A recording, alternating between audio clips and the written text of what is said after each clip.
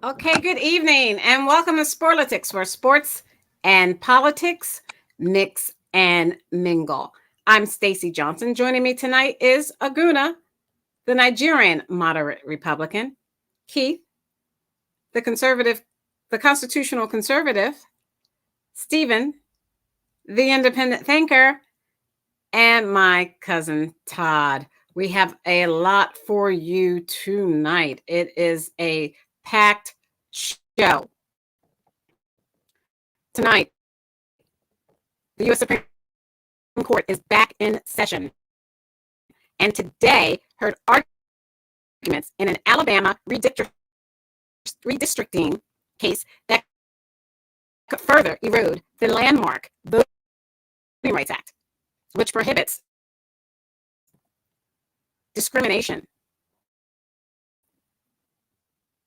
in voting. We will speak with former Alabama 1st Congressional District candidate Dr. James T. Everhart Jr. about that. And then NASCAR with Stephen as he discusses Chase Elliott's win in Talladega.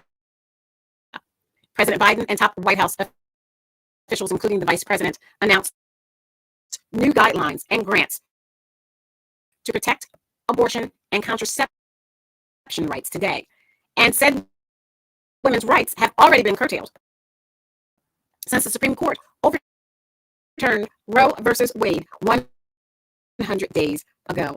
The National Football League's Players Association fires a doctor and agrees to change concussion protocols as Tua, the quarterback for Miami, because of his injury. Russian President Vladimir Putin looked set to finalize his plans to annex 4 Ukrainian regions today, even as Ukraine pushed back Russian forces on 2 separate battlefield fronts, reducing the amount of seized territory Moscow controls. Meanwhile, President Zelensky spoke with President Biden amid the U.S. sending $625 million in weapons to Ukraine. It's week 5 of the NFL season. We will discuss the top teams, including our Eagles. Former President Trump asks the Supreme Court to weigh in on the Mar-a-Lago classified documents, as Senator Susan Collins says she wouldn't be surprised if a lawmaker is killed amid a rise in threats and Trump's comments. An investigation commissioned by the U.S. Soccer Federation and conducted by former U.S. Deputy Attorney General Sally Yates was released Monday, and it includes revelations that are sure to send shockwaves throughout women's soccer and raise tough questions about accountability and player safety. Trump and the GOP leader support Herschel Walker after hearing about an abortion report. 5 head coaches in college football jobs have opened up just 5 weeks into the new season. There have been openings in Wisconsin, Nebraska, Arizona State, Georgia Tech, and Colorado. After the horrific toll Hurricane Ian took in Florida, its governor, Ron DeSantis, asked for federal help from President Biden, but voted against Hurricane Sandy funding for the state of New Jersey, and Republican Governor Chris Christie on his second day as congressman back in 2013. Oklahoma public school athletes from kindergarten to college are now required to submit to participate in these athletics a biological sex affidavit. I'm sure Keith has a lot to say about that. Supreme Court Justice Clarence Thomas and his wife Ginny Thomas answered questions by the January 6th committee, and the United Nations warns of a global recession as countries race to lower inflation. North Korea conducts its longest range missile test yet, flying over Japan, and more if we can fit it in. First up, all is Stephen and NASCAR to talk about Chase Elliott's win. But real quick, Stephen, let me share my screen so I can play. I want to play. Let's see if I can share my screen. Let me share my screen so I can play the NASCAR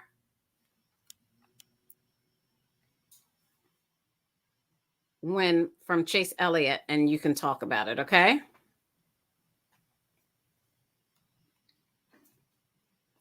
Let me pull it up. Having a little technical difficulties. Here we go. Here it is. Number 2, an automatic bid to the next round is on the line for the playoff drivers. And we're underway from Talladega.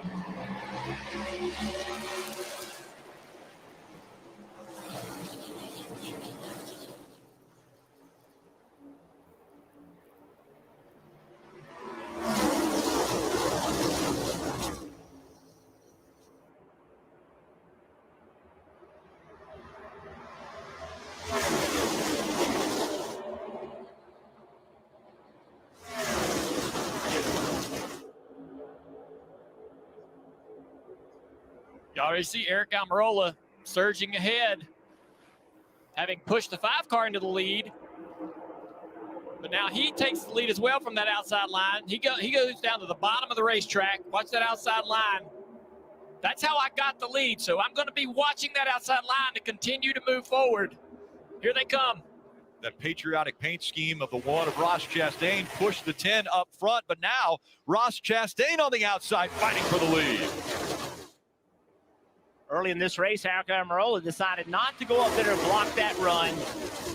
As this race progresses, he would have made a much more aggressive move to prevent that run coming from the outside lane. And his patience right now is getting some help from that bottom line. Now he moves up into the high groove on the back straightaway. Pretty smart move there, but he can't really block that all day long. Here they come to the outside, side by side for the lead. Chastain with a little gap back to him, so his help's not there. That's going to be good for the bottom groove. Remember, this is the first time these cars have been on the racetrack in traffic. Yesterday, they ran just qualifying laps, no practice whatsoever.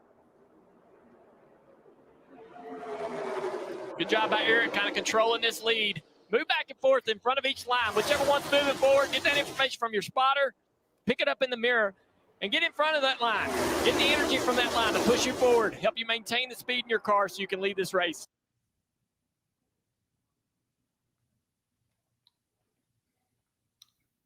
So I'll just go ahead, Stacy. Was anybody bored by what they just saw? Because I was incredibly bored.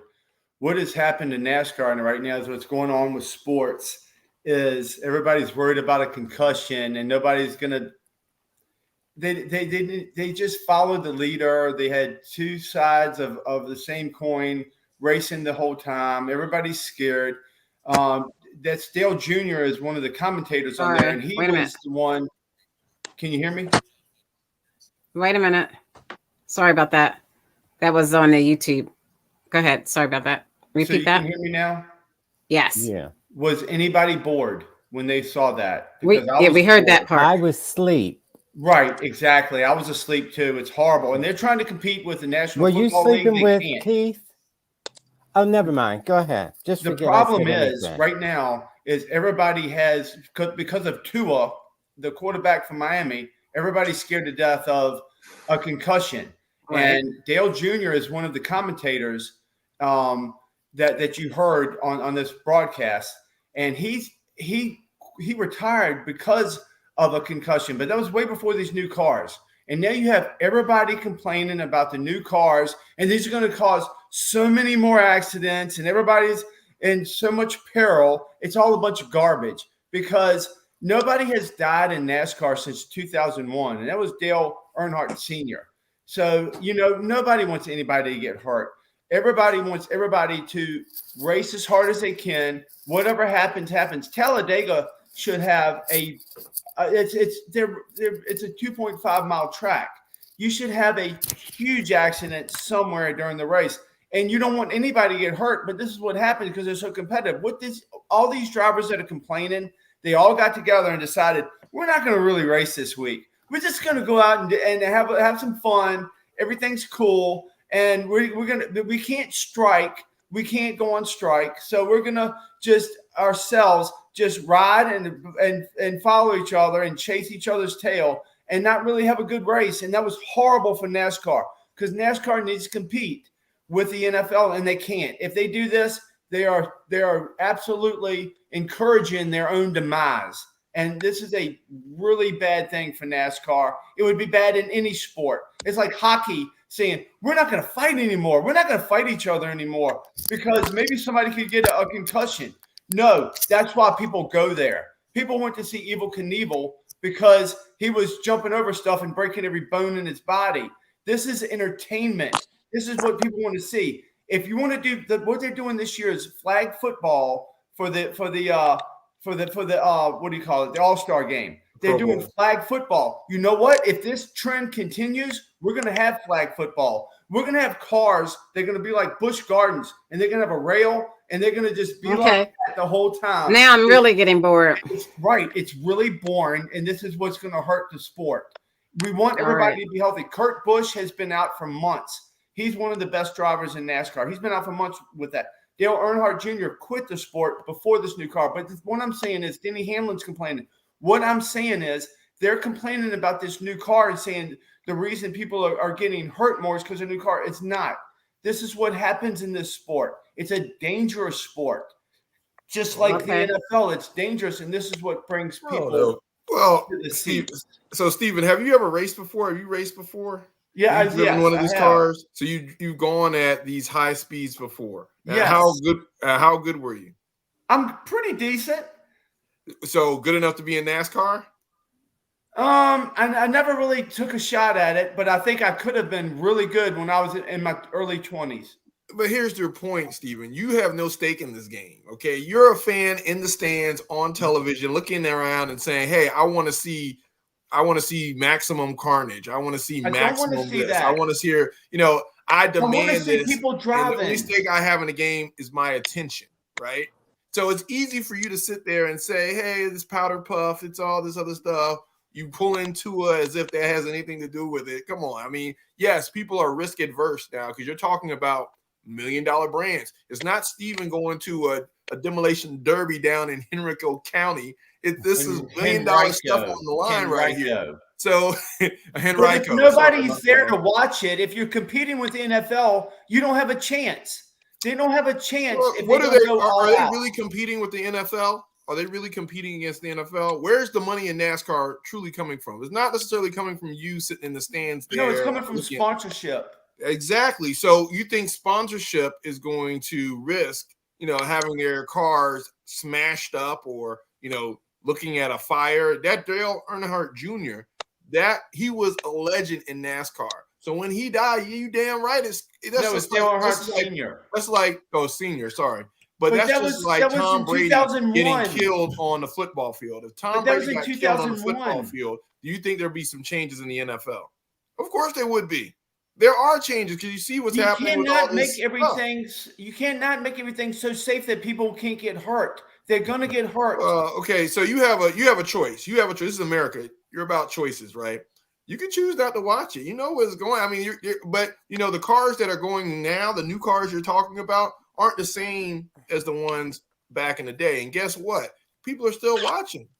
People are still betting on these things. There's still going to be money in NASCAR, regardless of whether you complain about it or not. So it's not as many. The racing has been great this year, but not as many people are watching. That's what the problem is. And if a bunch of drivers run their mouths about how bad the cars are, less people are going to watch. Well, that's the nature of the sport. That's where it's going. Some sports are better than others. Some sports, look at MMA now versus boxing. It's taking the place of boxing because people are more interested in, you're going to see some gamesmanship going on as it continues to grow. So again, maybe it's time for NASCAR to go. More dangerous than boxing. MMA is so much more dangerous than boxing. Right. I agree. That's a cockfight, Aguna. I agree, but MMA fighters don't get paid as much as. Boxing is sweet science. That's a cockfight. Right. All and right. what happened to Let me boxing? move on. People started But you're getting mad saying at that. Wait a boxing minute, and moving Stacey. away from Your it. That's after exclamation they made point. millions and My millions point. of dollars. You're agreeing with me that people I'm want to agreeing with see you it. to a certain You're agreeing. degree, People but I'm wanna not. I see don't think you can do MMA anything about because it. I there's don't more think you carnage. complaining about it is going to move the needle. People want to see the MMA because there's more carnage. I'm saying people want to see racing and people racing hard. Not that anybody get hurt, but that you're willing to wreck your car to win the race.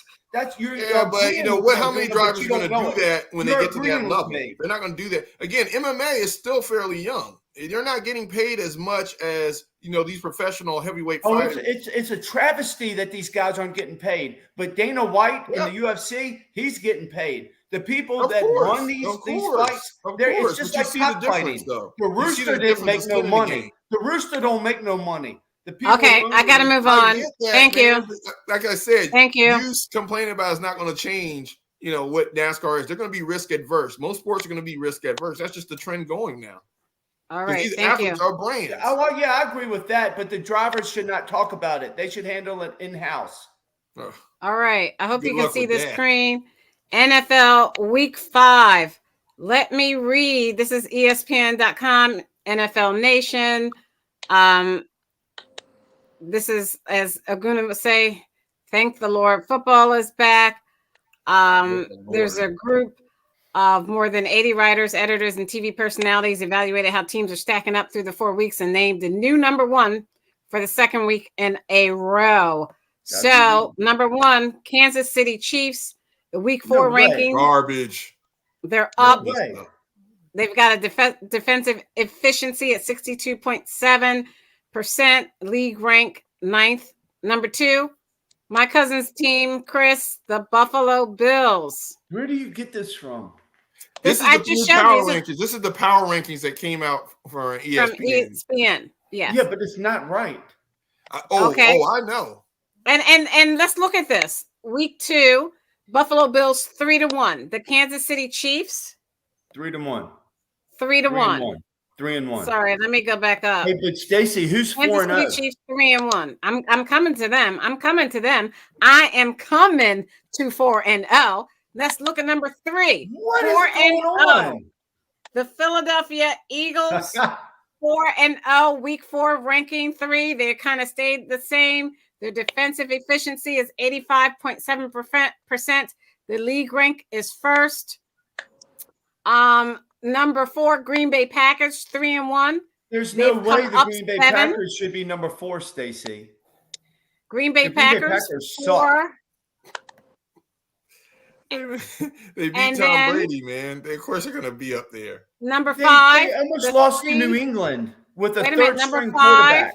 The 3-1 Miami Dolphins. Nope. They went down 1, and they have a defensive efficiency of 46.2. First, let's talk about what the Washington Commanders did. Steven, we'll talk about your team, and then we will go to the best team out there, the Philadelphia Eagles. Go ahead, Steven, with the Washington Commanders. The Washington Redskins. Hey, nice jacket. They are the best team. Oh my gosh. Because they're undefeated, just like the Eagles. I guess they're 1-1A or whatever, how you want to say it. But they're undefeated as well. This is the way it should be. I don't know what a commander. I don't know what a commander is. I think it's a stupid name. Man, you guys. Hey, look. You can be cavemen all you want. The world has moved on. Go ahead. And the world has moved on, but you know what? It moved on in the wrong direction. And eventually, the world will be turned upside right instead of upside down, and they'll be the Redskins again. Really? Okay, can you talk about what they did? I haven't been wrong yet.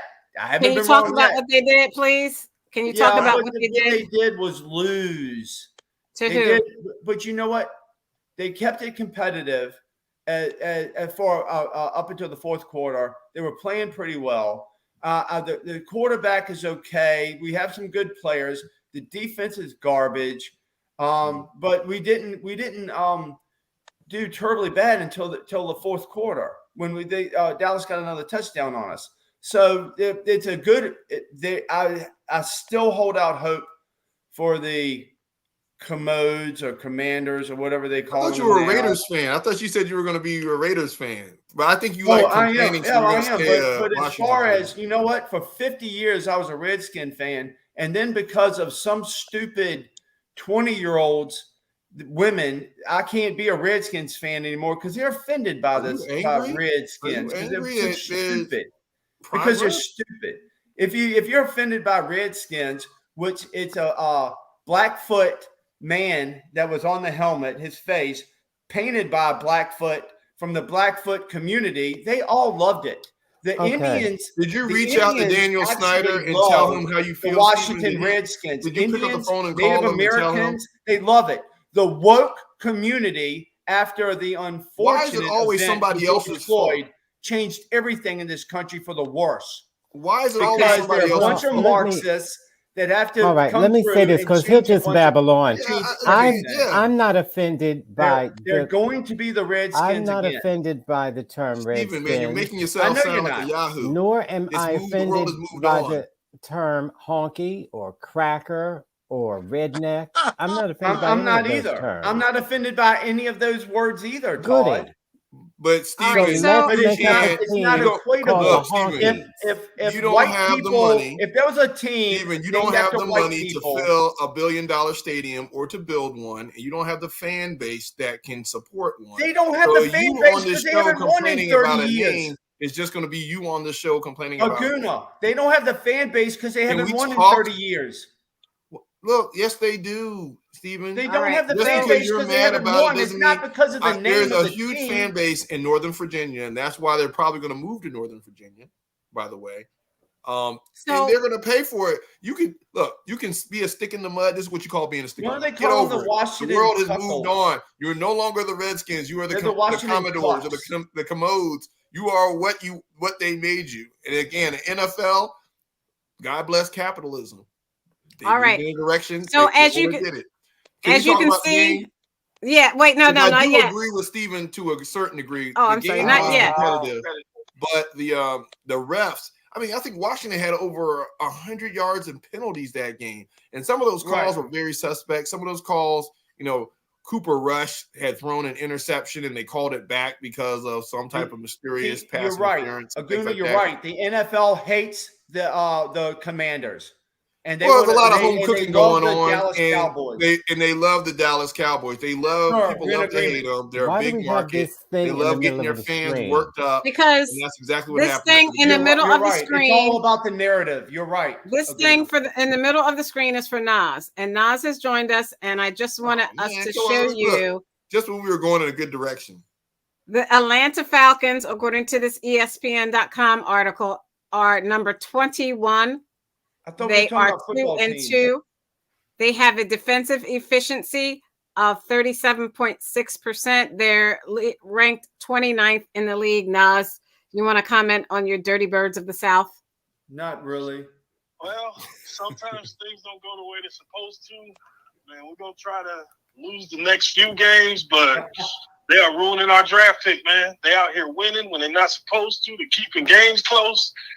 Yeah, man, I started smoking cigarettes again because of these Falcons, man. I don't know what to say. This is terrible. Well, here's the thing. You have injuries. They are sneakily good. They are very sneakily. Is that a word? They are actually pretty decent. Now, what happened is they lost their running back, and that's going to be a problem. Mariota needs a running game. But Lockett, their receiver, he stepped up. They already had Pitts from Florida. He was already one of the greatest, in my opinion, tight ends in the league. Right. So they actually have some good things going on offense. Well, they had. We'll see what happens because they got a couple of tough opponents coming up. But that was a good win against the Cleveland Browns. And the Cleveland Browns aren't necessarily a powerhouse team, but they are a good team. They're a solid team. So for the Falcons to win that game was pretty good. I mean, they could have won against the Saints week 1. So you're looking at 2-2 at the top of the NFC South when they really could have been like 3-1, one of these top teams. But I'm surprised. Now, if they pull off a win against, I think they play Tampa Bay this week. If they pull off a win against Tampa Bay, you better believe it's going to jump. They're going to jump up. But it's very funny how they won, right? And Tampa Bay lost. So now you have both teams going against each other for the top of that division. So it's going to be interesting. None of that helps us get Bryce Young. We need to be losing. This is terrible. man. A lot of times it doesn't even matter who you get. If the NFL wants you to win, they're going to win, let you win. It doesn't matter who's at quarterback. All these guys are all American. So let's talk about the Los Angeles Rams. Real quick about Keith. Why are you shaking your head? Because your voice did that thing again, but now it stopped. Oh, okay. Keith doesn't like the Rams or the right, Chargers. Sorry. He feels his taxes went towards that $1 billion stadium, and he's getting nothing in return. What was your team? All the jobs went to when illegal liked immigrants to football build in the it. 70s and now 80s. Keith is What was mad. your football team? Oh man, back in those days, man, it was good. I liked, of course, I liked the Jets. Joe Namath, Broadway Joe. Johnny Unitas. I liked all those guys, man. Those guys were real. They were. I had no idea you were so much older than us. Yeah. If he like Johnny U, my father liked Johnny Unitas. You need to be looking at you need to retire, Keith. Roman Gabriel, AARP. Good Lord. So, let me share this with you. You see the Los Angeles Chargers and that's your team, right? Los Angeles Chargers? No. He charges the Rams, but Keith does not support them. The Chargers are 2-2. Okay, all right. All right, so let's move on to the best team. Everybody needs a team, Keith. The best team there is Aguna, the best team ever, Aguna, the team that will win the Super Bowl, Aguna. Fingers crossed on that one. Yeah, this team, it continues to be an underdog even when they're performing. There are people criticizing their record because of strength of schedule, but you got to play your schedule, and you are what your record says, regardless of strength of opponents. Again, in the NFL, no matter how we as fans try to assess these teams, any given Sunday, you got All-Americans, you got the premier athletes in the world playing the sport, right? So these guys are no. Trevor Lawrence is a quarterback from Clemson, really good, really up and coming franchise first rounder, and they got some really good guys on defense down there, and they were able to bounce back and steadily bounce back. And it started with their defense. The offense took on opportunities from the defense. They got several turnovers. They keep getting at the quarterback. So everyone wants to keep saying, is this team for real? When is the shoe going to drop or whatever? And then the Hurts makes all these mistakes. But he's been playing efficient football. Now, in football, anything can happen. Week after week, you can get injuries. It's the male soap opera. But right now, in particular, the Minnesota game. The Minnesota game, I feel like, was a big win because they're still 3-1. Now, the Jags were 2-1 going into they only lost one game, and they lost to the Commodores or the Commanders, but that was week 1, and they actually could have won that game. They took some risk and didn't get it on 4th down. So it was a good team. They're not in the same Jags team from last year. Right. So we'll see. I think the next 2 games for the Eagles are going to be very clear character building opportunities. You have the Arizona Cardinals, which they're going on the road. Got a mobile quarterback. They got some good receivers. Zach Ertz, former teammates playing, and it's on the road in Arizona. Zach Ertz got picked up by who? Arizona. So we'll be playing against Arizona this hilarious on the road. And then after that, we have the Dallas Cowboys in Philly, right? And Dallas is, they're going thanks to the Commodores, they're going for the 9th straight division win. And they pretty much own the Eagles. I don't think the Eagles have swept the Cowboys since like 2015 or 16 like that. So we need a win, but B, if we were going to take control of this division and be the team of destiny, we got to take care of business in the next 2 games. We can't slouch out against Arizona, who again is a really good team. They have some firepower, and then we got the Cowboys, who pretty much, if we can dethrone them, we'll shut up a lot of critics around the league. So it's going to be interesting in the next 2 games. But they're playing really good ball. Eagles fans are happy. Even the Hurts haters are happy. So the only thing we really need to work on right now is special teams. And again, we don't necessarily have that Brian Mitchell kick returner, but I think it's good. We've done what we had to do to win games. So we should be number 1 on that list. Now the power rankings are, of course, always disrespectful. And so they're going to keep the Eagles down because they hate the Eagles. They hate Eagles fans. But we'll see. I mean, the chosen ones are Kansas City and the Buffalo Bills this year. So they're going to bump them to the top of that list anytime they can. And the Bills, to their defense, had a huge win against the Baltimore Ravens. Harbaugh should have kicked the field goal. He went for it. He didn't get it. They marched on the field. They kicked the field goal. So they won that game after being up by 17 points. But again, high expectations for the Bills, high expectations for Kansas City, no expectations for the Eagles. So I like this. Yeah, position. but my question is, how can we be 4-0? The Bills and the Kansas City is 3-1, and they be ranked higher than us. Are they talking about possible potential? Or are they talking about we're talking about strength of schedule? Right? So if you look at what the Bills did, they went into LA and beat the reigning champions in LA. So they beat the Rams, which of course the Rams are a 500 team. So it's like, okay, what are we really talking about? Then they went and they beat who they beat? They beat the Rams. I think who's the other team they beat? They beat the Tennessee Titans, which was the #1 team last year in the AFC. They had the top seed. So you beat the #1 team in the league, the defending champs, and you beat the top seed from the AFC last year. Okay. Now they lost to a Miami team, which of course Tua is supposed to be up and coming, which they could have won that game.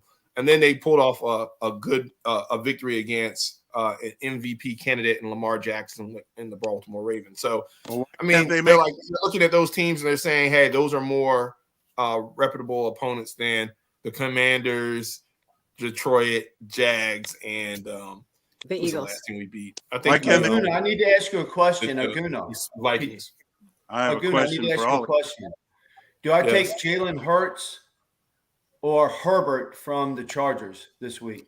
Hurts. I think Hurts. Herbert. Who are the Chargers going up against? Who are they playing? They're on the road at Cleveland. I'm worried about the weather. So I would only take Hurts because Hurts is still hungry. He'll probably get you a rushing touchdown at some point. He's a dual threat. Cleveland is coming off a bad loss to Atlanta. So they're going to be really out for blood, especially at home in the dog pound against the Chargers. The Chargers haven't really impressed me much this year. They got too many injuries. They have too many injuries. Got a lot of injuries. Herbert's hurt. Herbert's kind of nicked up, and I got Eckler as my running back. So he's, he you guys are talking about fantasy football? Yeah, we're talking about fantasy. Thank you. Thank you. You have to tell everyone you're talking about fantasy football. Okay, so we're talking about fantasy football. So my team, I have Patrick Mahomes as my quarterback, so I'm starting him, even though they got a pretty interesting opponent coming up. Now, I think they're playing – who are they playing? I think they're Raiders? Raiders? Are they playing the Raiders? I thought they play the Bills next week. I think they play somebody. Oh, you guys play the Raiders on Monday night. Okay, so we're running out of time. Okay. We're already halfway into football the show. all night. This is great. I know, but you guys are talking boring about football either. You're not even. We're trying to. Aguna and I are not bored. Hey, Aguna, what's your record? No, I said your talk is boring. Okay, so I have two fantasy teams. One is 3-1. I just lost because he had Jalen Hurts, and my other team is 2-2. My other team is 2-2. I'm 3-1. It's a $1 billion industry, Nas. We care about this fantasy football, sports betting. This is what's driving America's economy right now. This is why they had to raise interest rates. Okay. Let me say this so we can get off of this. I do think the Eagles are playing really well. And I do believe they might, if they keep doing what they're what? Here goes the punchline. If they keep we're waiting for that dumb punchline. Oh gosh. I'm glad we don't have to hear it. Go ahead, Todd. We're waiting. We got you, Todd. And your beard looks very well this evening, by the way. If they keep doing what they're doing, Stacy, with this crazy laugh, I think they can make it all the way to the Stanley Cup. U.S. Open, Todd. Come on. They're going for a grand slam. All right. So we wait for Todd. Don't worry about the Eagles. I'll take care of them. The moment Jalen has a bad game, I'm going to get on every Eagles website, social media, whatever, and start the Minshew mania. I'm going to start up the fight in between the fan base. So just wait. You don't have to start that. You don't have to start that, okay? We don't need your trolling capabilities to have that conversation. It's because it's going on right now on Eagles blog. So there's no – you just have to get around. I don't know. So, according to college football coaching carousel on CBSSports.com, two of the highest profile Big Ten jobs are currently on the table, but only one stands as best available. We're talking about 5, and I say 5 coaches. College football coaches have been fired, and this is only, I think, week 5 or 6, because usually college football is 1 week ahead of the NFL. So this is week 5 or 6 for college football. And you'll see as I scroll down the screen, Wisconsin fired their coach. They're looking for a coach, which they say is unheard of.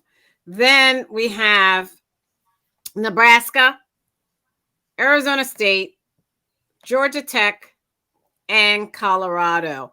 Nas, do you want to talk about why in the world would the NCAAF have these 5 coaching positions open? Well, we talked about this before the season started. The NIL deals and alums having more say in how these things are going to go, especially with the amount of money to put a political kind of spin on it. So the process is now sped up. The college carousel was already fast. Like guys would get fired two years into a big long-term deal. Now you just got to think about it with all the money around. The accountability is going to be ridiculous. And then the other part is you got to remember some of these alums and fans are so unrealistic and have no idea about what their team should or should not be able to do. So like that Nebraska job is a bad job. Historically great football school. Now they have trouble recruiting outside of the Midwest, and they just really don't have the bodies. So the expectations are really high, and you're probably going to get fired 2 or 3 years into the job. So, some of these are pretty tough. The Wisconsin one is probably the best one there, but we're going to see more and more of this. Coaches getting out of there real fast. Aguna. Yeah, and Nas is right. I mean, I think sports in general, from NASCAR all the way to NCAA, the fans have very unrealistic expectations, right? And you have these big schools, these Division I schools that have alumni. They're used to winning. They used to being in the top 10 conversations, and they're having to compete a lot with these smaller schools now. Some of these players, you got these All-Americans that don't see the field at Alabama, but they could pretty much go to a smaller school and still compete and get exposure. So you got a lot of movement going on. So these big college programs aren't as competitive as they normally are. You can go across the country right now and heavily recruit, whereas, you can hit a bunch of states in one day with these, now that you have social media, now that you have, private transportation, the world has gotten a lot smaller and expectations have gotten higher. And so what you're going to see is these big time programs. Again, college football, another $1 billion industry. There's a lot of money to be made. Sports betting is involved, right? So the better your program is doing, the more sponsorship, the more exposure. Not only is it for college recruiting outside of football, but in general, you're going to see these unrealistic expectations in these coaches. Now, we're talking a lot of money too. I mean, sometimes if you're talking about the salaries that these coaches are getting, they're going to fish or cut bait fairly quickly if they don't see it going in the right direction. Which is in the home of Barry Bonds. Yeah. But since so many people don't like Barry Bonds, they try to treat other home run records as if they're significant. Yeah, so you're talking about baseball while we were talking about college football. Wait a minute. You're talking about baseball and we were talking about college football. I didn't even. It is history. It is history around. That's like a sports. So I figured all of y'all been kind of saturated. Yeah, and we need to mix it around. We just care that the Phillies made the playoffs. Yeah. And nobody cares about Todd saying that hockey's going to be great for tennis. You sound like Todd, Nas. Oh my gosh. Anyway, moving on. The Phillies are in the playoffs. That's right. Phillies are in the playoffs, and if they keep up what they're doing, I think they will win the Super Bowl. So Nas, how's the Phillies doing against the Atlanta Braves? I mean, I don't think you really want to have that conversation. But honestly, it was dope that y'all were able to rally, even with Bryce Harper being out for so long, and come back and make the playoffs. Nola pitched the gym yesterday. I mean, with the pitching y'all have, if y'all, get a little hitting, y'all can do something in the playoffs. Like, y'all y'all are a good team. I'll put it like that. Bryce Harper can get hot and things can go right. Schwarber hit 2 last night. Like, things can go right. But the Braves, come on now. Come on now. Let's defend the champion, Braves. Are you saying it's going to be a repeat this year? You claiming it? Come on, man. It's still Atlanta. You know I can't do that. The last minute, yeah. So we'll see. I mean, once you get one, it's you could become title town really quick. So hopefully, you keep it going. All right. So, I want to talk about we're still in sports, but Oklahoma, look at my screen I'm sharing with you. Who? Oh. The state of Oklahoma. The state of Oklahoma. If you look at this. Where is it? Okay. Oklahoma sports biological sex affidavit raises questions, according to AssociatedPressNews.com. It is an article, written by, let me scroll back up, Cliff Brunt, and it was written yesterday. And he says that this one particular child was nearly held out of playing this season because his parents objected to the biological, I don't know why my screen keeps doing that, sorry, to the biological sex affidavit. Oklahoma public school athletes from kindergarten to college are now required to submit in order to participate.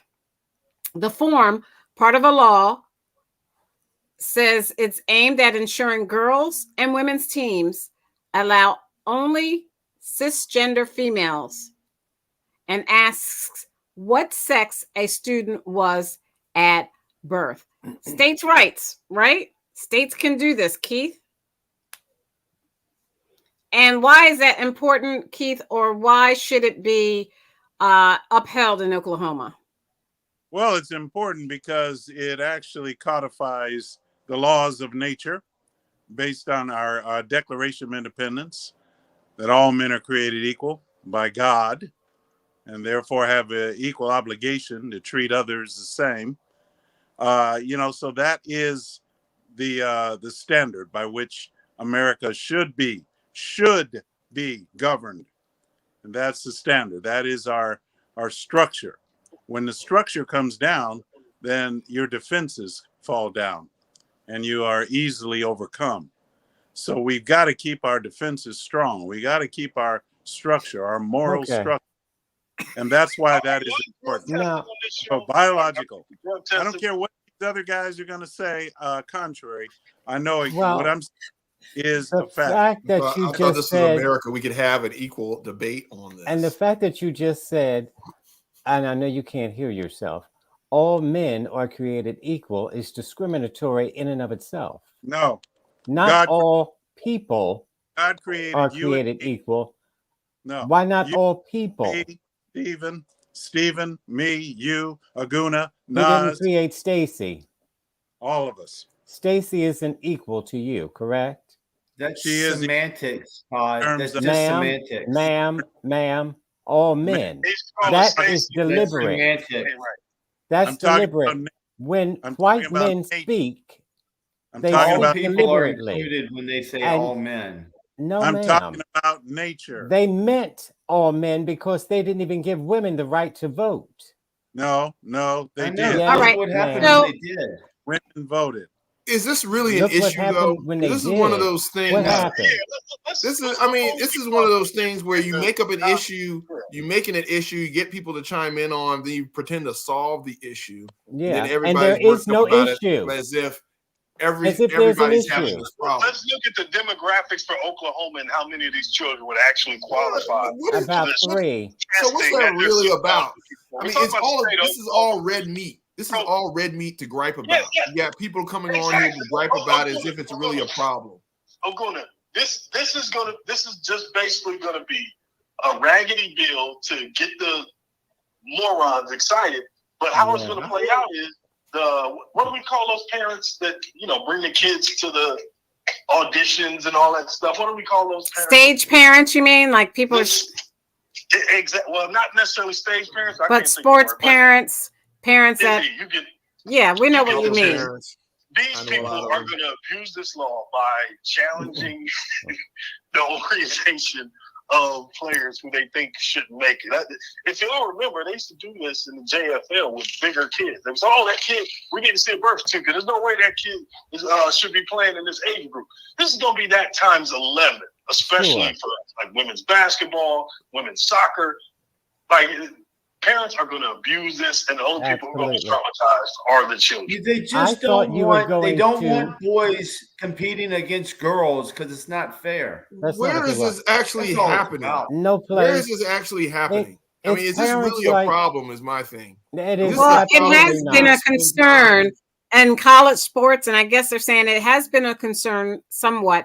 Concern and primary and secondary school. I can raise concern and then only have one case in which it's happening in the whole United States of America. That's right. But it's going to be enough for the pundits and everybody to chime in on and create the scare tactic. Well, they should never happen. It's happened a lot more than once. It should never happen. I never said it happened only once, but is it proportionate to the amount of students that we have out there? Is it proportionate to is it an actual problem? Or is it a concern that some crazy soccer mom or somebody came up with in order to get people revved up about it? Exactly. Or to give the pundits on shows, especially particularly on the right for some reason, all this woke, anti-woke stuff. Oh, sure. They don't even know what it means to be woke. Yeah. Anti-woke is good. Yeah, it's hey. And when you replace a demographic of people in there, maybe Jewish or black, you go right back to Nazi Germany on that one, buddy. That's right. And that's what they thought, did. Not to mention, we're still talking about kids, and how invasive is this testing?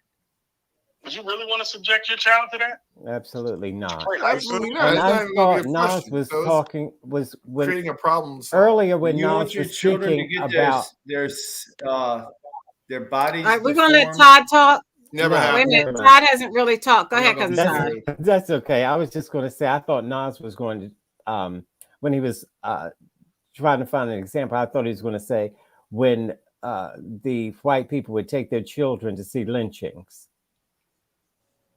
What? What does that have to do with anything we're talking about? Aguna, would you let your boys compete with girls? He did actually. He did last Sunday. They had a flag football game. We can't talk about anybody's children. We don't talk about people's children. They had girls on the other team. So he competes against them. Keith, how do you feel now, dum-dum? Well, that's soccer. That's soccer. That's not MMA. That's soccer. That's not swimming. No, it wasn't. It was flag football, by the way. But he has done it in soccer. Flag football, of course. Flag football is not. How do you feel now, dum-dum? Flag football doesn't matter. It's not. It's not. Right, so let me share my screen again. You said sport. You said sport. That's a sport. Right. So let's talk about this U.S. soccer. How about pickleball? U.S. soccer. It's a sport. Naj, you did just mention the U.S. soccer. If you look at this, the ESPN.com article by Jeff Carlisle, who is the U.S. soccer correspondent, 11:19 a.m. Eastern Standard Time today, an investigation commissioned by the U.S. Soccer Federation and conducted by former U.S. Deputy Attorney General Sally Yates was released yesterday. And it includes revelations that are sure to send shockwaves throughout women's soccer and raise tough questions about accountability and player safety. The focus of this report is on 3 coaches in the National Women's Soccer League who have been accused of serious sexual misconduct and abuse. Former Racing Louisville coach Christy Holly, former Portland Thorns coach Paul Riley, and former Chicago Red Stars coach Rory Dames. It sheds new light on the alleged misconduct by these 3 coaches, as well as the repeated failures by team owners, the U.S. soccer officials, and others to heed warnings and complaints from players about them. This is systemic abuse, and the president of the United States Soccer Federation calls this report a first step towards change.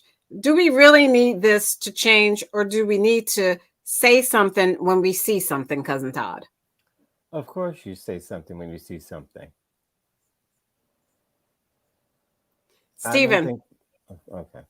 Yeah, I agree with Todd. If you see something that's irregular, you should say something or investigate it further and then say something, see what's going on to take care of people who are vulnerable. I agree with Todd. Keith, these abuses by these coaches, it'd be different.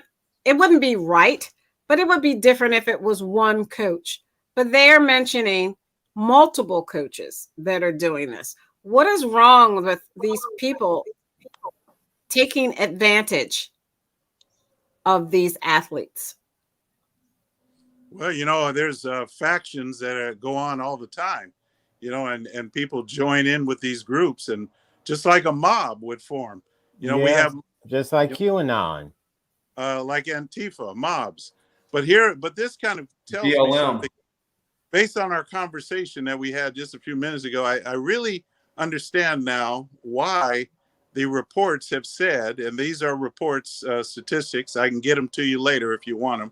They say that testosterone levels in males are lower now than they were generations ago. Oh, of course you're interested in that, aren't you? Because of processed food and those types of diets and all that other stuff. Yeah, but genetics. There's something. And because of shots. And because of COVID. It's because of COVID vaccine. And before COVID. In fact, you know what? Before COVID. It's all Dr. Fauci. Shots are not good. Let's blame Dr. Fauci and Hunter Biden and his laptop. Well, why wouldn't you blame Dr. Fauci? If you read the book, you would blame Dr. Fauci. He did it. He's the reason why all this gender stuff is going on. The lack of man. And it's all on Hunter Biden's laptop. Yeah, and it's the reason why Bruce Jenner had a sex change operation. Yeah, that's right. Did he actually go ahead with the beans and the Franks? Did he actually do it? Yeah.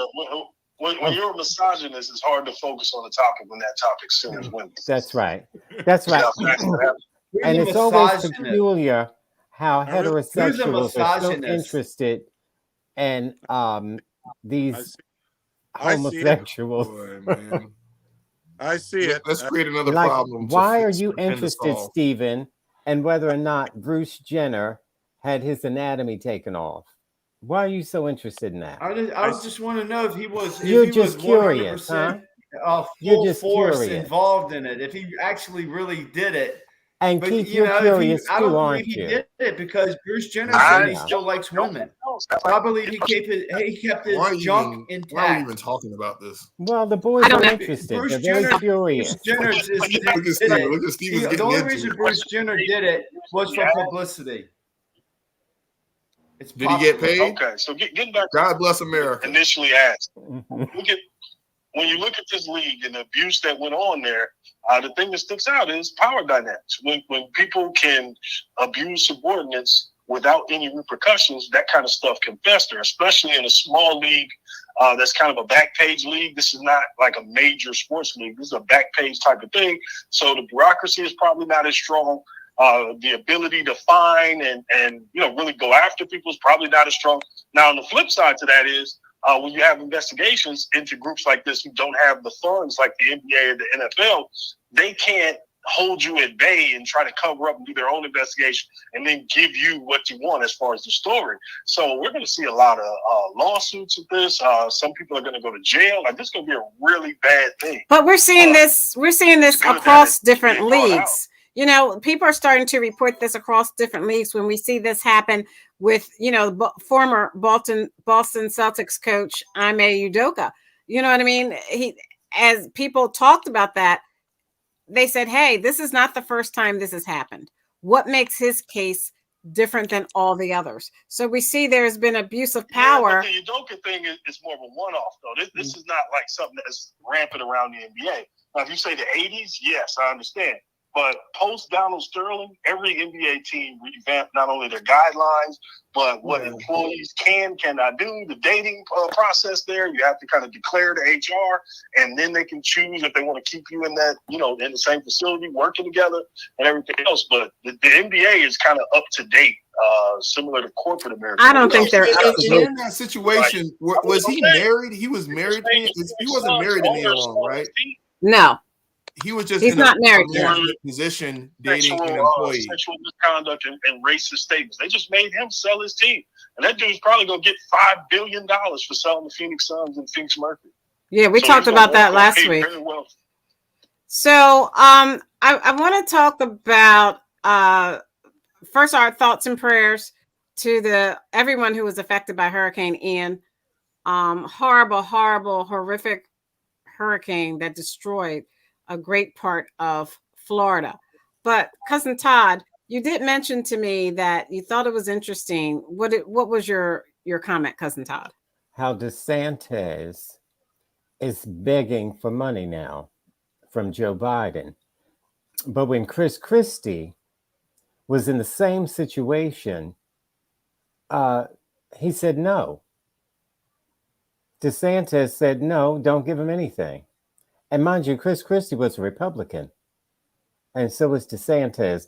They're so dirty until DeSantis would drown his mother in spit if he thought he could get any closer to being president. He is rotten to the core. So now, and the Republicans are not going to go against him as they should, and nor are the Democrats, because we recognize, Keith and Stephen, when a tornado happens, people have to be rescued. People have to... Hurricane. Oh, thank you. Thank you. So people have to be rescued. So people are going to need monies. But Keith said, well, let them do what they got to do. I don't think the government should step in and bail people out. So no, he didn't. Yes, he did. So Keith, what did you say? I certainly didn't say what Todd said. I said, and by the way, DeSantis. What did you say? DeSantis, wait a minute. DeSantis has no authority. He has no authority to tell another state. When he was in the Congress. No. He wasn't anyway, always. I'd have to verify that he actually said that, and he has no. He voted against the aid package too. I would also. He had voted against the aid package many years ago because it was filled with pork, and he believes pork is. No, ma'am. That was strictly. So I think it was emergency funding. That was strictly funding. Yes. It was to pork give Chris Christie money because Chris Christie is the one that says this is something that hit Florida like it's never hit before. But even still, let's play for example, Stephen. If it was pork in it, who cares? I mean, let's help people. But you're going to put so much pork in it. It has to be 100%. It was. If you look at it, from where it wasn't going to help people. Oh, people right there need help. Yes, it was. Christie asked for it. The White House is working with DeSantis. This has been a really good thing. Only thing people like Todd is trying to do is discredit DeSantis because he's scared of him. Because the people are on his side. They're not on Todd's side. They're on DeSantis' side. No, that's why Todd. That's why Todd and the left-wing media has to put DeSantis down. Is because can we have an adult conversation about this? Trying to make can we have an adult conversation? Let's look at what we're talking about.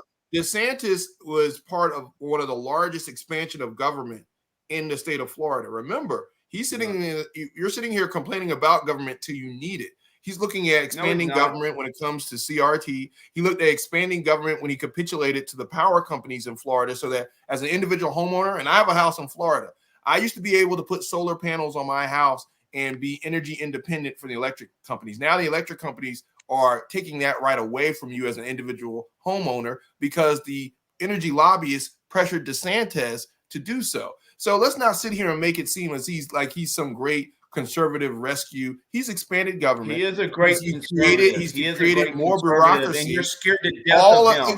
Look, you don't live in Florida. I am a Florida. I don't care if you live in Florida. You're scared to death of him. You're a Washington, D.C. man who lives in Florida. You're scared to death of him. Goes to the state of Florida. Yours doesn't. You're in your basement complaining because you don't even know anything about Florida politics. I can speak on this. Isn't this what Keith says? You can't talk about California because you're not here. I know about Florida politics. DeSantis is looking for a national stage. He does a lot of stunts and publicity to promote himself. And right now he's coming hat in hand to the federal government because he needs the aid. And again, he voted against hurricane aid in the past when it came to New Jersey. Again, trying to be this conservative. So he's a chameleon trying to adjust his position based on what's opportunistic for him. He's a politician, right?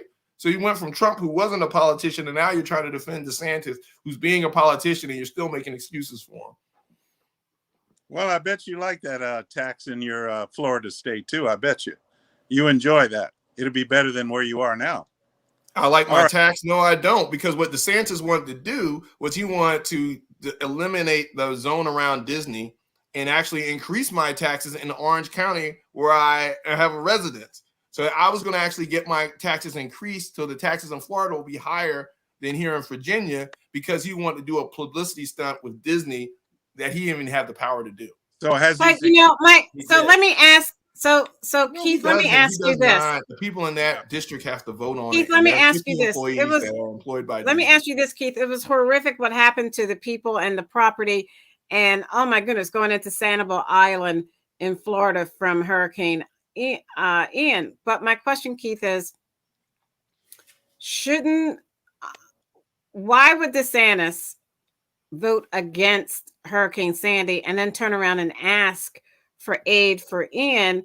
And at the same time, just a few weeks ago, where's the money that he spent to send all those political people from Venezuela up to Martha's Vineyard? I mean, can he use some of that money he spent to send the people from Florida to Martha's Vineyard as a stunt to help? You know, isn't he wasting money by that stunt instead of using that money to help his residents of Florida? Keith, this was for Keith. Well, let me answer it this way. If he had not asked for money to help the people, is there anybody on this show who would not have criticized that? So anyway, I'll start with that. That doesn't make, that's not logical. For two, right. It is logical. No, it's not. Said there are minority communities that are going to get the money, but she didn't. She left out white communities. Now, there are blacks and whites who live together, and I'm sure Aguna is a black man. He must live with other whites and other blacks. So how could they distinguish white from black? What's this thing about equity? I don't understand. What is your question? What is your comments? Simple question. My comment: Do you live? Is your house? What is wrong with you? Is your house in a neighborhood where it's just all black or all white? Look, man, I don't know where you're trying to draw a line here, but it's not making a lot of sense. Well, are you trying to say that there's a woman that tried to distinguish between black and white in Florida in order to give black people money? No, he's talking about Vice President Harris. Well, Keith, you're talking about Vice President Harris. I thought we were talking about DeSantis. Is this the part of the show where Keith is trying to get into white man's heaven again? Is this that part of the show? Okay, I get it. Go ahead, Keith. Well, as far as I'm concerned, the discussion about the best heaven. It's over. I'm sure you would agree with that. We already exhausted that. I mean, I said to Stacey, in response to Stacey, I said, if DeSantis had not asked for money to help those people, would he be criticized? And the answer is yes. So what do you expect? What do you expect? Not ask for it. But the point, that's not a point. Is, if you have a government, he's trying to be a leader, he should. When a national disaster happens, you have to have what? All hands on deck. So you put your 5 in, so to say, when it happens to someone else. And then when it happens to you, you would expect the same treatment. So the point is his hypocrisy. So why you're trying to avoid that instead of just saying, I'm not trying to. He was being a hypocrite. Let's say he was being a hypocrite. And Chris Christie is a Republican. He was being a hypocrite. Did not ask for federal money. With Chris Christie is a Republican. Oh, move on, Stacey. Yeah, I got to move on. Yeah, because Keith doesn't know what he's talking about. And Keith, Steven you can't certainly admit when doesn't. someone is wrong. Therefore, no. I don't know if you're telling the truth. Is there a topic? I'm just wondering. So Keith, I want to show you. So Keith, I want to show you because you said to me, you didn't see where Governor DeSantis did not voted against this. This is the Tampa Bay Times. It says DeSantis, a newly sworn in congressman. Let me make this bigger. A newly sworn in congressman was one of 67 House Republicans who voted against the bill. DeSantis said he sympathized with victims and that those with flood insurance should have their claims paid. But he said that allowing the program to increase its debt by another $9.7 billion with no plan to offset the spending with cuts elsewhere is not fiscally responsible. And this is from, I'm going to show you where it's from. This is from fiscally responsible Tampa Bay. In the middle of a disaster. Tampa Bay Times. Fact-checking comments about Rubio and DeSantis votes against Hurricane Sandy aid. It was written by Amy Sherman, PolitiFact staff writer, published yesterday, updated yesterday. There are the facts. Keith, now you saw it. Stephen, both of you. Yeah. Now, Okay, when you say dum-dums, what the turnaround was for the vote when they actually went ahead and conceded and decided to vote for aid. Because that space of time led to what? How many people had to suffer because they wanted to pull a political stunt? So you're going all the way back to 2013, and now you're going to say yes, that what's ma'am. going on now? Are you trying to say that DeSantis should not get the the money? Is your record, a snake in 2013 is a snake today, right? So you go back when they talk about Biden and the crime bill that his constituents wanted, and people were supporting, even black people were supporting the crime bill. I'm asking you. Go back to Biden's record, but we can't go back to DeSantis's record. I'm asking you a question, gentlemen. Are you saying that DeSantis, because of what he did then, okay, I admit you said he didn't do that. Because he did that then, it should be done to him today the same way. And those people should not get paid. No, not that it should be done. He should be accountable. He should come out and say, hey, you know what? I was wrong. Willing to put people either in danger or in lack of aid that was forthcoming because he wanted to score political points. And you should look at that as a mark of his character. Yeah, because if he wants to do that for that situation, here's the thing. If he does it for that situation, what's stopping him from doing it today? You can see it's in his nature to do because Florida had more devastation. Sending asylum seekers to Martha's Vineyard is a political stunt. He did that today. And he wasted back then he did a political stunt trying to push ideology in the middle of a disaster. That's a political stunt.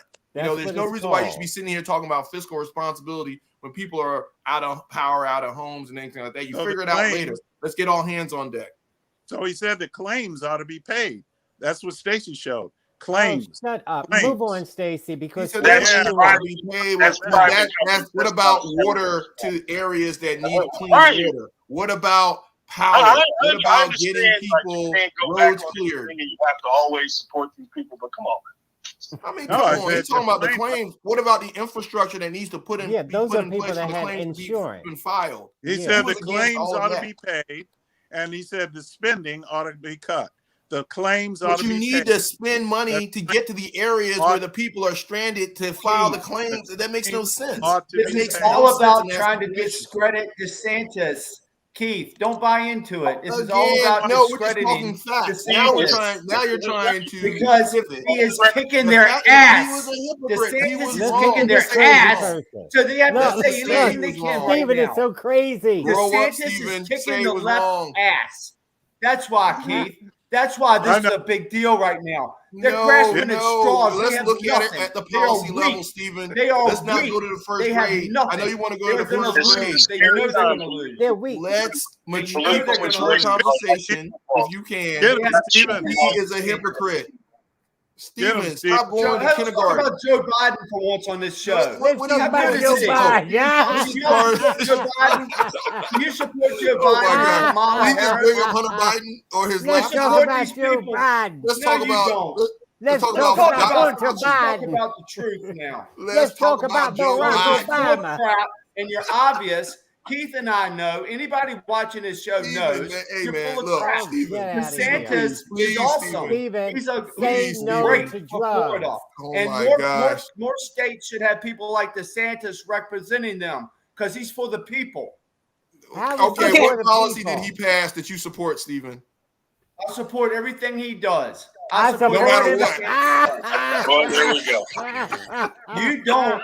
Y'all don't. Because you're DeSantis. I am. I've got my screen. I'm moving on. This country Hey, like Keith and I DeSantis do. is Jesus. Keith and I I love support this whatever country. he You does. don't.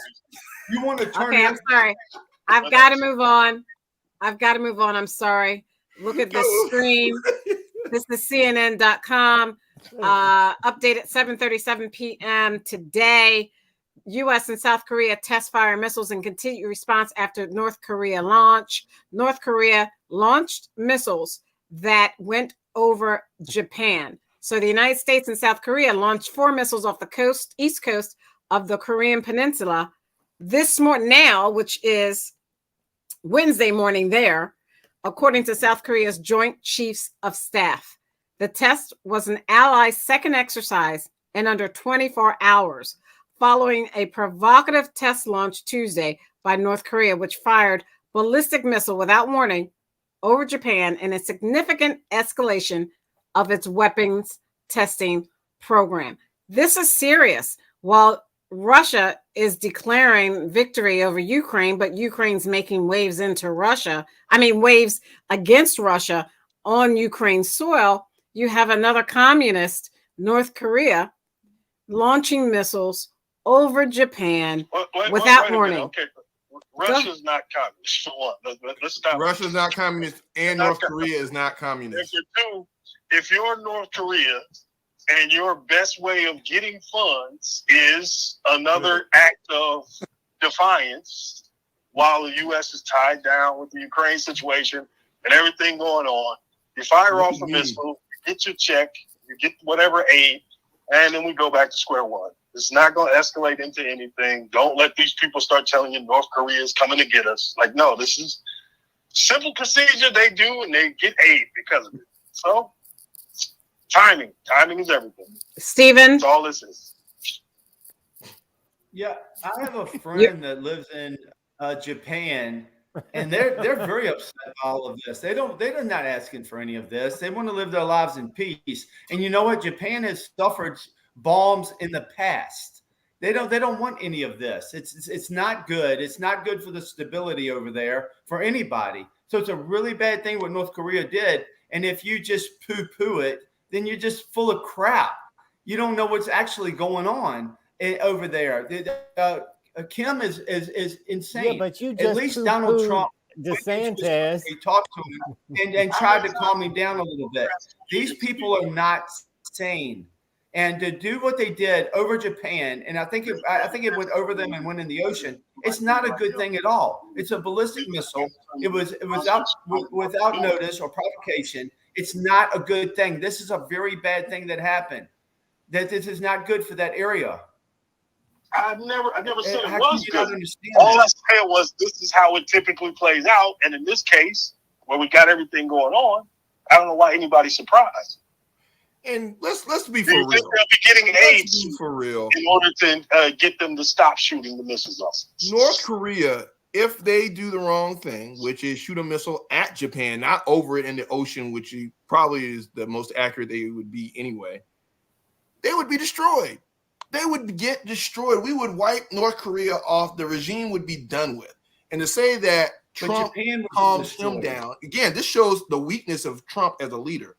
If someone's saber rattling and you go and engage them and elevate them, again, he elevated them to the world stage in which a U.S. president stepped into the demilitarized zone and acknowledged, yes, you rogue regime should be at the stage or at the table with me, the number one economy and the number one democracy in the world. If you think that is showing leadership and that capitulating to a dictator is good, then you're the Yahoo that needs work on, because I would take a missile over Japan any day than have a U.S. president step foot in North Korea with no Did they do it? or Did anything they do like this that. when Trump was in office? Or Let's kiss his ring. He did he kiss him? He wrote a love letter. They were writing Russia love letters. He gave it to him with no preconditions. No preconditions. I'm going to North Korea as the number one democracy in the world. I'm going to go kiss your ring and bow down to you. Oh, yes, sir. Yes, sir. Biden is like, man, get out of here. You don't know why. Maybe he's great in bed. He never fired a single rocket when Trump was in office, and you know it. And you yes, he did. Yes, he did. Yeah, What are you talking about? doing the drill. You did a lot of drills when Trump was in office. In there. No U.S. president would ever go into North Korea and acknowledge that country exists. That is a weakness. That is a weakness of leadership by even acknowledging that they exist. That's not a communist country. What kind of country? No is American president would have. It's a dictatorship. It's a dictatorship. Look, read your history book. It's Kim communist. Jong-un is the ultimate leader. Whatever. They have a hard time trying to say country, and also he's a dictator. So you guys kind of got to suss that one out. So if y'all want to make your charge, make your charge. So let's talk about cousin Todd. Adult conversation. Okay, so cousin Todd has 2 adult conversations. One, former President Trump thanked Jenny Thomas for sticking to his big lie when she was questioned by the January 6th committee. Todd, what is your adult conversation about that? Okay, your microphone is doing that thing again. Jenny Thomas, we should start chanting that old Negro spiritual. Lock her up. Lock her up.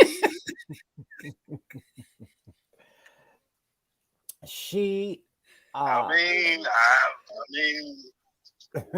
turn it yell for less, right?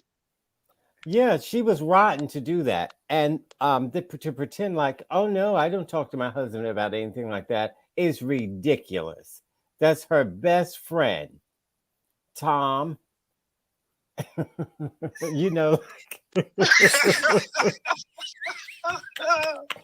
That's her best friend. So of course she talks to him about everything. What are you talking about? What am I talking about? Yeah, you wouldn't. Y'all know why he's called him Tom. Don't try to act like y'all don't know. Tom, let's put it this way: Tom's in white man's heaven eating ambrosia. Just put it that way. Yeah, and so she had no business. Do you know she told them to send fake electors? That was going too far. Yep. Now, if she in fact thought, oh, there was some kind of fraud going on. Where do you get this information? Which she's not smart. Listen, what I mean to say is she's not dumb. See, people like the pandemic was created to do it. There was no laws broken. And here's the thing: pandemic was what you're saying is true, Keith and Stephen. It's what you're saying is true. Why wasn't it challenged in court? You had because the system is corrupt. Because the system is corrupt. Name me who didn't. Donald Trump elected those judges. The whole system is corrupt. They reject the whole system is corrupt. Okay, so Okay, I'm going to stop you all there. I want you to look at this article, and then I'll let you go, Aguna. But Keith, look at this article I've shared with you. It says Trump thanked Jenny Thomas for sticking to his big lie when she was questioned by the January 6th committee, unlike other weak and stupid people. This was written on the Business Insider, written by Taylor Simone Mitchell, October 1st, 10:42 p.m.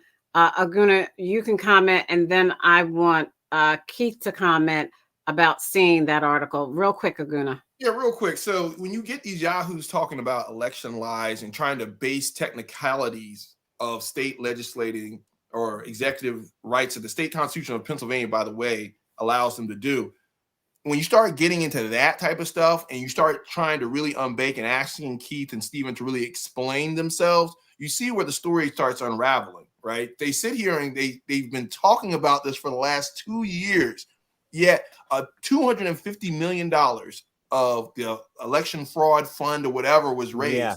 And somehow the system stopped it from happening, knowing that this is a capitalist country and people have been sued for less, people have settled for less, but $250 million, all the evidence in the world, they didn't submit it. How? So all these judges that Trump appointed were paid off and they didn't want to look at the stuff. So that is just crazy. And I like when you hear Keith and Stephen talk.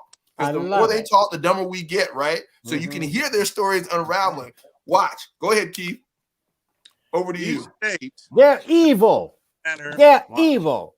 They are lies. Each state shall appoint in the manner as the legislature thereof may direct. Okay, the legislature did not direct It was the commissioners and the governors of the states that directed. So impeach the governor then. If he broke the law, if the governor broke the law, have him impeached. A part of, sir. And that should have been questioned. That whole thing. That whole. Whoa! You skipped over the question. And which party were these state legislatures and governors a part of? Vice President Pence, a Republican. You're not answering the question, Keith.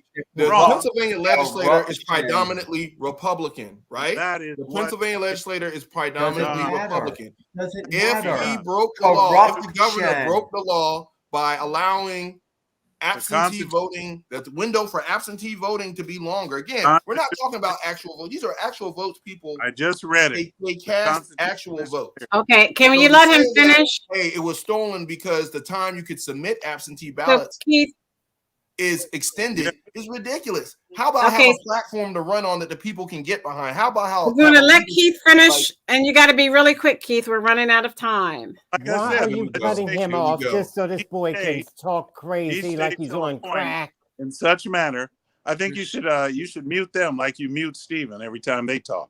All right, each state shall appoint in such manner as the legislature thereof may direct a number of electors equal to the whole number of senators and representatives to which the state may be entitled in the Congress. So that means that the legislatures. If we go with what you're saying, what law was broken? What law was broken? The election law, the time that elections would be over. In other words, that the election time would be over. They extended it. And so, so let me ask you this. So you know for a fact then, if they would have had the same amount of time to vote, again, we're having a global pandemic going on. So you're saying that, again, you're speculating that, hey, instead of 60 days, it's down to 30 days, people wouldn't have voted the way they did. So you're sitting here as a conservative, as a constitutional conservative, trying to say the reason why the Democrats won in Pennsylvania is because we allowed people to vote. No, that's your position right now. Allowed the votes to go longer. In other words, people to go longer than. We're talking about votes. You're talking about U.S. citizens voting. What are you really talking about? You say you're a constitutionalist, but you don't want people to vote. State laws, just like voting people should have access to voting. I don't care the time. No. Vote. Run on a good platform. You don't vote. Have a policy people can get behind. Stop looking at technicalities. You hear what I said? Okay, I'm out of time. I'm out of time with that. Listening. Remember low taxes. Remember that. Run on that. Don't worry about voting windows. That's ridiculous. When the time is up, they should not sound like voting. a nut, man. Come on. No, run on the platform. Up, you're no longer voting. If you miss the time, if you miss the date or the time, then you should not vote. So why haven't a lot of the Republican again, Youngkin in Virginia won because of absentee voting? They extended the same guidelines and they allowed people to vote early. That carried people to victory. People are going to vote how they want to vote. He won because of assholes like you who are woke. Woke. He won because he voted absentee. You want to go to sleep? You're wrong. You don't want him to be woke. You want him to sleep, right? I mean, they're woke. Woke. How do you know I didn't vote for him? Woke. Sleep. No, this is why Youngkin won because everybody was so woke. I really like the background. The people who went to the school boards, they were terrorists. The people who went to the school boards were terrorists, and they decided they were going to vote for Youngkin. Stop. We're not scared. We're Americans. We're not scared. We're not scared. Okay, I got to move on. This will be our roundtable. We have a lot to cover in the roundtable. We have a lot to cover. We're just going to get it all. He also said McConnell had a death wish for backing Democrat-sponsored bills. Stephen, let's start with you. Everybody know cocoa. Everybody like cocoa because we asked some Chinese if they like cocoa. They said, yeah. So that's not racist. The reason Stephen, was that racist from former President Trump? I don't know what cocoa meant that would make it racist. I don't know. Could you explain it to me, Stacey? What's racist about it? I don't know. Well, the fact that let me make this. Let me ask you this. You don't know that. Well, I really don't know about why it's racist. Maybe racist people can figure out why things are racist. Okay, Coco so let me Chow. look at this article. It says he says China loving wife, Coco Chow, China loving wife. That's what he said. She if you is a look at China that. loving See that? wife. She loves China. See? Let me tell you, Stacey, I don't need any more. Let me tell you this. I The don't reason need he no has a more. problem Get that with off the McConnell is screen. I because don't want McConnell is eyeball deep involved in China. McConnell is corrupt. His wife is corrupt. Everything they're doing in China is wrong, and it's hurting the United States. That's why when Aguna says, well, these Everybody's people are corrupt Republicans, except they're good Donald people. Trump. McConnell is not a good Republican. He's not a good Let him person. keep talking. Just because you're a Republican don't mean you're good. You check into McConnell and his wife and see all the garbage that they have involved themselves in with China, and they are just as bad as anybody. Like Joe Biden is wrapped up. His son is wrapped up in China. This is the problem. So you want to look for something. You would talk it's about not someone's racist. wife? Everything you has talk to about be someone's racist wife? with you. It's not racist. If you have a problem with someone's husband, would you talk about their wife, Stephen? Would you do that?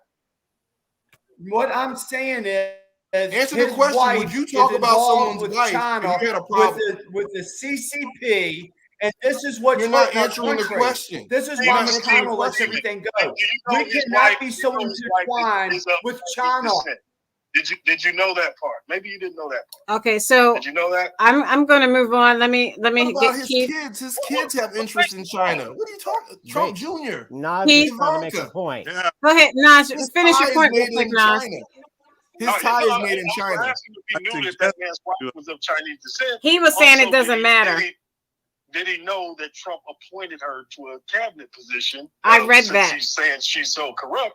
And then the last part, I know of course, this, which is kind of simple. Did you ever think that Mitch is talking to some of the money people like the Mercers who may be thinking about not giving Trump some money? And we just saw a tantrum the other day with that little post on his fake Twitter. Oh, that's interesting. That could be a possibility. That could be a possibility. But how low have we sank as a society to even justify what he's doing? You know, you're going to get. Let's keep politics aside. I don't care about China right now. I don't care about any of the policy issues. We had no, you don't. From one of the previous leader of the free world, which Donald Trump was. He was a former president. Go so low as to insult someone's wife because he didn't agree with the legislative process. Keith is on here all the way talking about the Constitution. Hey, the Constitution was founded in compromise. Legislatively, you have to compromise. You're not going to get 100% of what you want. So the fact that Donald Trump is articulating that you shouldn't work with the Democrats because of this, and that, and other means he doesn't even know or understand or even respect how democracies really work. No. You have to engage the other party and come up with solutions, and not insult someone's wife because he does. All that crap that Stephen was saying about China and all this. You think Donald Trump has zero interest in China right now? You think his daughter has 7 patents in China? Right, oh, you know everything about his financial records. Well, clearly I don't because he doesn't want to give up his tax records. But clearly, Uncle Keith and his pilgrimage to white man's heaven is going to allow us to make excuses for this guy. That's right. What about character? And he always talks about people's wives. Remember, Ted Cruz's wife is ugly. Remember, why are you talking about someone's wife? That's not leadership. Because that's what he does. That's not leadership. Why are we sitting here? Remember, he said Ted Cruz's wife was white man's heaven. Implied it. You don't know Jesus. Aguna thinks Jesus is the guy who cuts his grass. He might think he's a tough guy, but say what you want to say is terrible, as I think Mitch McConnell is. He's probably the most effective politician of the past 50 years. And if you think he's going to let this go unchallenged and no problem, there's going to be some blowback on this. Like, he thinks he's not Ted Cruz. He's not Ted Cruz. He's going to pick up the phone and make calls for Trump after he called his wife ugly. You're going to pick up the phone and make calls for this man? No, I just want to say this one thing, if Stacey will let me, that Trump, obviously our talk about Trump is very biased. We didn't even talk about Kamala Harris's statement that Stacey knows I wanted to talk about because everybody sort of co-opted. Go ahead, talk about it. Go ahead, say it. You already said it. Go ahead. You already said it. We're running over time. Go ahead, say it. Say it, Keith. Out of time. Say it, Keith. Say it, Keith. Say it, Keith. Say it. Go ahead and say it. I'll say it for him. Time span. Because it's just wrong. You already said it, Keith. What you said, you already said it, Keith. That's Stacy's sorority sister, by the way. That's Stacy's sorority sister. That is my sorority sister. But Keith, you already did say that about the inequalities. What was your comment about Vice President Harris? Harris, she talked about equity. She talked about equity with getting to minority communities, the monies that of those communities that suffered, getting to those communities. But she left out other communities that also obviously needed that help. And she specifically said people of color. She's talking about people of color. Now that to me is racist. That's a racist. Well, I mean, 26%. You're talking about Lee County, Florida. You're talking about Lee County, Florida. And 26% of the African Americans in that county live in poverty. All right. So to give extra money to be on the show, I think that. Aguna, can you let him finish? Let me go ahead. Why do you keep letting him finish one at a time? And Aguna was talking. Aguna goes on and on. What are you talking about? But I actually make sense. I actually make sense. When Trump said his China-loving wife, to me, that is not a racist statement. Of course it wouldn't be to you, Tom. Of course not, Uncle Ruckus. Uncle Ruckus was not going to finish about that. China-loving or American-loving husband. If somebody says to my wife, your American-loving husband, that's Keith. That's me. That's me. That's me. I love America. And the fact that you think that's an analogy. And if he loves China, then that's fine. That's true. Let's ask her. Let's ask her. You want to ask her? You don't love America. Okay. That was a compliment. You might love something else. All right. We can't go on. We can't go on with this. Thank you. Thank you, Keith. You're going to get to heaven, Keith. You're going to get there.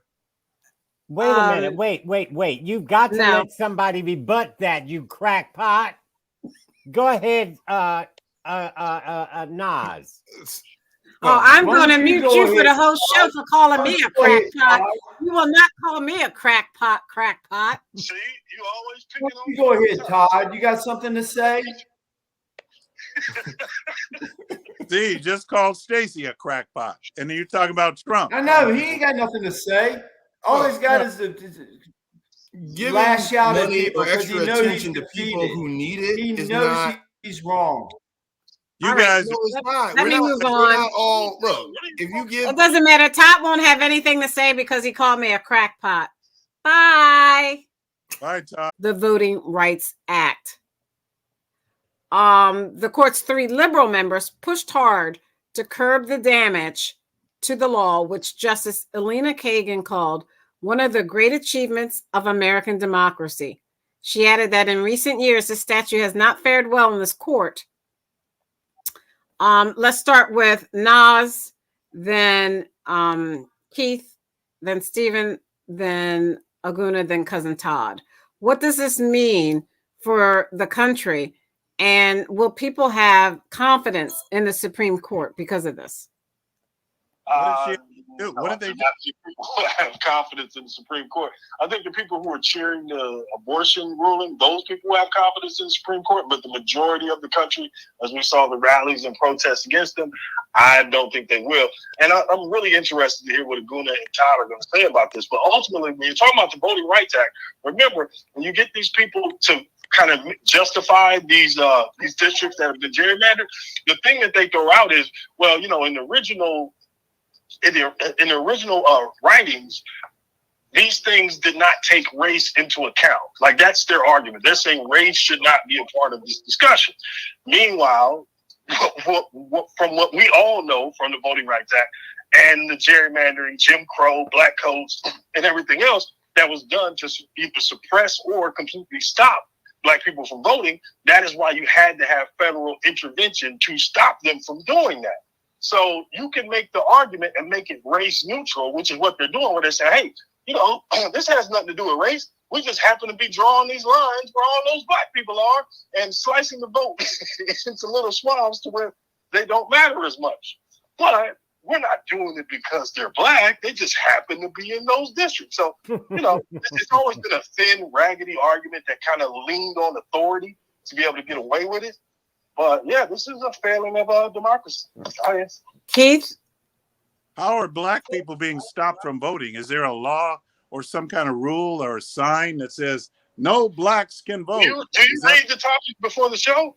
Do you read up a little bit? I'm asking a question. No. It's an honest Just question. You just argue that the voting Wait a minute, Aguna, wait a minute. This is the roundtable. It's Keith, and then you're out of time, and then it's Stephen. Yeah, well, somebody answer this for me. How are black people stopped from voting these days? I'd like to know.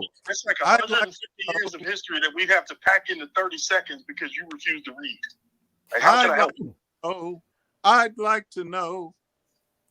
Okay, Stephen. Jesus Christ. Have any of you been stopped from voting? I haven't. Stephen. Yeah, I know people who were stopped from voting. I think it was 2016 when the Black Panthers stood up there in Philadelphia with baseball bats and wouldn't let people go to the voting booth. That's how you stop people from voting. And you know that because you were there. You were there. Exactly right. There's no black people being stopped from voting. Maybe they said, "Oh, you have to have an ID. You have to bring an ID," and black people don't have IDs. Nobody on this show or anybody listening that's black has a driver's license. Nobody does, because that's discrimination. That's how they discriminate against black people, because they don't have an ID. So that's so wrong, but it's not true. Everybody has an ID. If you don't have a driver's license, and everybody can count the marbles in a jar. Okay, Nas, wait a minute. This is his roundtable. This is his roundtable. Cousin Todd doesn't have an ID. You have to pay for that driver's license.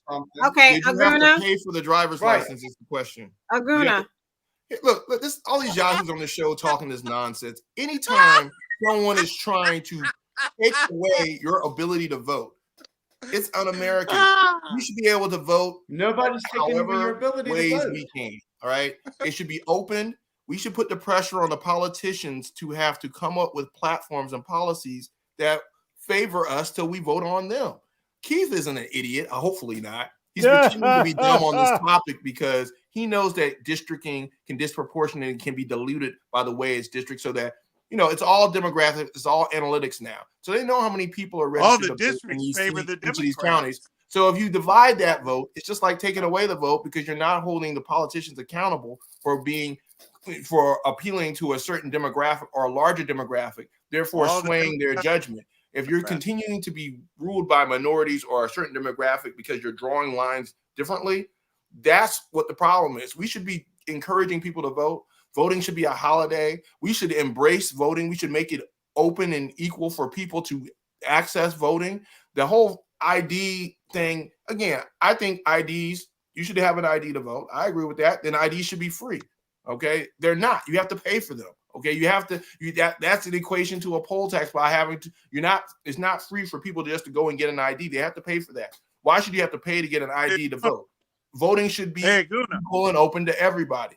So yes, people are being prevented to vote by being discouraged from voting. So I answered your question. All this Black Panther Yahoo stuff and all this other stuff. The governor of California. Every week, Keith and Stephen come on this show and try to scare people. We're not scared. We just like laughing at you guys because you're pretty funny in some of the ignorant stuff that you say. That's very entertaining. Thank you. Crackpot. Go ahead, Crackpot. For the Supreme Court to step in, because that's one of the things you touched on, and take away women's right to an abortion. I'm just going to touch on this because next week I'll lay on it heavy. People don't realize that sometimes what happens in a pregnancy is it didn't come to, like there's a case right now where a girl got into a fight. Your time's up. A girl got into a fight with another girl. Now she was pregnant and this girl was fighting her. And this girl pulled out a gun and shot the pregnant girl, and her baby died. Well, the girl who was once pregnant is now in jail. Doesn't make sense to you, does it? Yeah, you put your baby in harm's way, so you go to jail. I thought That we is were how talking. ridiculous. Another girl was How do we talk about on drugs, abortion? and How do this we? girl was on drugs. And she was pregnant. She was taking drugs, and her baby died. Well, You she put your baby went in to harm's jail. way when you abort it. She went to jail because her baby died because she was on drugs. So when is this going to stop? How far are you going to take this thing? She's a dope addict. So of course she's getting high. The baby died and they threw her in jail. So you have these extremists. This has got to stop. That's the bottom line. This has got to stop. And once they vote out these radicals, this will come to an end. And there is no excuse, Stephen, that you're trying to come up. You're still going to have the Supreme Court. I have a question for the future. Our future shows. Sorry, crackpot. Can we talk more about the actual president? Ma'am, no, ma'am. Why? Stephen, don't try to make excuses. You know that is ridiculous. Those two scenarios I just gave you. So don't try to make excuses. You have to just say, yeah, that was outrageous. I don't understand that. Well, we're killing a baby. Let's talk about. These people didn't kill their children. But Keith, to your point, you're not going to want to. You just want to talk about the president himself. You don't want to talk about policy. You don't want to talk about an in-depth conversation. You just want to say narratives and talking points.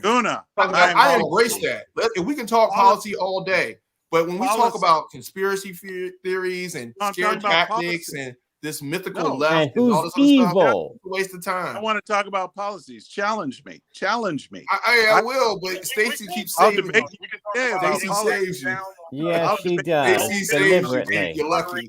Consider yourself blessed. But the problem is, consider yourself blessed. all your Joe Biden pinata fetishes out there, this is probably not a good month for y'all as far as Joe Biden. He's kind of got some wins in his pocket right now. A couple months ago when you had the gas situation and you could hit him in the head with inflation, I'm sure you guys could have talked to, a whole somebody's here about that. Our gas is almost $7. But Nas, you're the problem is, Nas, all of those things don't matter to them. They're going to deny it anyway. They're going to deny the measures that the Fed have to do, regardless of who's in office, in order to curb inflation. They're going to deny that Joe Biden is doing a good job or has some political wins. They're going to downplay all that. And they're going to deny the fact that it's a good idea to lower drug prices. I'm not on penicillin. I'm not on diabetes medication. Not going to lower drug prices. And if you were going to criticize him, you bring up the student loan thing, which he backed down on, which is legit criticism you could have of him. Him saying COVID is over. Like, there's a couple things you could criticize him for. Okay. And let's be real about the student loans. Is that really a big deal? Considering all the subsidies we do for farming, considering all the subsidies we do for veterans and all these other things that we pay for anyway, we're going to talk about $10,000 against people going to college. They were worried about a legal challenge where the lenders could say it's unconstitutional if some of this so-called federal debt is being repaid by the federal government, but theirs is not being repaid. So the talk, I guess you could say online, is that they back down because of the threat of a legal challenge. That's it's federal money. I mean, I think they could have been done in a little bit more productive way. I mean, I think if you should target public servants and teachers and people who really are doing a lot for the betterment of society as a whole, you should look at the type of degrees they're going after and stuff like that. There's a way they could have broken down a little bit more. But $10,000, I mean, there's other tax credits that other people are getting that are way more than that, and I'm not griping about. So for someone who's making $10,000, so Aguna gets his mortgage deduction. I don't say as a single person, hey, he shouldn't be able to get a mortgage deduction. You know what I'm saying? Like, there are going to be bills that target specific people, which is okay. Thanks to Donald Trump, that went away though. So my taxes actually went up because of all right, so we're out of time. Right. Thank you. But can I say this to Aguna real quick though? But all that bill would have done was most of the people who are paying interest, it would have taken a nice chunk out of their loan, so he could have paid down on principal every month instead of just throwing money on fire, paying on the interest. That's all it would have done. It's just It's not interest. That thing. On really, behalf Keith? of The Aguna, constitutional the Nigerian conservative? moderate Republican, Okay, spell time. Keith, that thing. On really, behalf Keith? of The Aguna, constitutional the Nigerian conservative? moderate Republican, Okay, spell time. Keith, the constitutional crackpot, conservative? constitutional conservative, Stephen, Uncle Ruckus. the Stephen, Republican, the I independent mean, thinker. libertarian. Where's your I mean, basement? independent Go back thinker, to the the flip basement. flopper. That's not your house, Stephen. And my cousin Todd. Thank you, Nas, for joining us. We'll see you next week. Good night.